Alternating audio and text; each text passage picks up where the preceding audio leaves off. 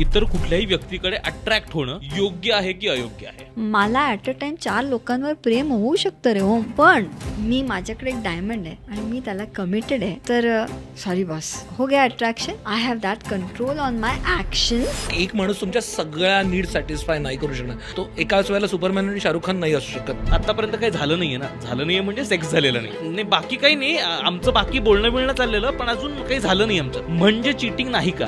Sex is value system, sex is belief system. कृती वगैरे तर ती नंतरची आहे. जर तिथं प्रेमाचीच कमतरता असेल, आप हर किसी को शक के नजर से देखोगे फिर, और फिर जब तुम शक के नजर से ही देख रहे हो, मग समोरच्याला वाटतं तसंही हिला डाऊट वाटतंय.